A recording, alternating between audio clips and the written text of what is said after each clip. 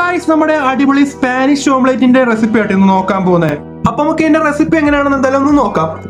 Guys നമുക്ക് വേണ്ട items എന്ന് പറയുകയാണെങ്കിൽ 3 കോഴിമുട്ട, പിന്നെ കുറച്ച് പൊട്ടറ്റോ, ഓണിയൻ, പിന്നെ കുറച്ച് ചില്ലി ഫ്ലേക്സും, പിന്നെ നമ്മുടെ പെപ്പർ പൗഡറും സോൾട്ടും കൂടി ആട്ടോ. അപ്പൊ നമ്മുടെ മുട്ടയൊക്കെ നല്ല രീതിക്ക് ഉപ്പൊക്കെ ചേർത്ത് മിക്സ് ചെയ്ത് മാറ്റിയിട്ട് വെച്ചേക്കാം. നമുക്ക് കുറച്ച് എണ്ണ ഒഴിച്ചിട്ട് ഓണിയനും പൊട്ടറ്റോ എല്ലാം നല്ല രീതിക്ക് ഒന്ന് നല്ല സോൾട്ട് എടുക്കാം.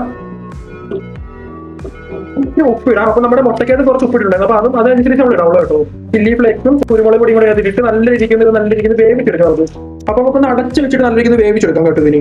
അപ്പൊ ഗായ്സ് നമ്മുടെ ആ സംഭവം നല്ല രീതിക്ക് വെന്ത സംഭവം വന്നിട്ടുണ്ട്. ഇപ്പൊ ഈ മിക്സ് എടുത്ത് മുട്ടയ്ക്കോട്ട് മിക്സ് ചെയ്തെടുക്കാം കേട്ടോ. ഒന്ന് മിക്സ് ഒക്കെ ചെയ്തെടുത്തിട്ട് നമുക്ക് നേരെ നമ്മുടെ പാനകത്തോട്ട് ഒഴിച്ചിട്ട് നല്ല രീതിക്ക് വേവിച്ചെടുക്കണം കേട്ടോ. ഇനി നമുക്കപ്പോൾ നമ്മുടെ സ്വല്പം എണ്ണ ഒഴിച്ചിട്ട് നമ്മുടെ ഓംലേറ്റ് ഒക്കെ ഉണ്ടാക്കുന്നുണ്ടെങ്കിൽ നമുക്ക് നല്ല രീതിക്ക് ഉണ്ടാക്കിയെടുക്കാം. ഗായ്സ് നമ്മുടെ ഒരു സൈഡ് വെന്ത് വന്നിട്ടുണ്ട്. നമുക്കപ്പോൾ എന്തായാലും അടുത്ത സൈഡിലോട്ട് മറിച്ച് ഇടാം കേട്ടോ. അപ്പൊ ഗായ്സ് നമ്മുടെ ഒരു സൈഡ് നല്ല രീതിക്ക് വെന്തിട്ടുണ്ട് കേട്ടോ. അപ്പൊ ഇനി അടുത്ത സൈഡ് കൂടെ വന്നിട്ട് നമുക്ക് എന്തായാലും സെറ്റ് ആയിട്ട് വരുന്നുണ്ടോ നോക്കാം. അപ്പൊ ഗായ്സ് നമ്മുടെ സ്പാനിഷ് ഓംലേറ്റ് ഒക്കെ നല്ല അടിപൊളിയായിട്ട് സെറ്റ് ആയിട്ടുണ്ട്. അപ്പൊ എല്ലാവരും ട്രൈ നോക്കണം കേട്ടോ. നല്ല അടിപൊളി ടേസ്റ്റ് ആട്ടോ. അപ്പൊ വീഡിയോ ഇഷ്ടപ്പെട്ട എല്ലാവരും സബും ഫോളോ ഒക്കെ ചെയ്തെന്ന് വിചാരിക്കുന്നു. നമുക്കപ്പോൾ എന്തായാലും അടുത്തൊരു അടിപൊളി വീഡിയോ ഒക്കെ എന്തായാലും കാണാം.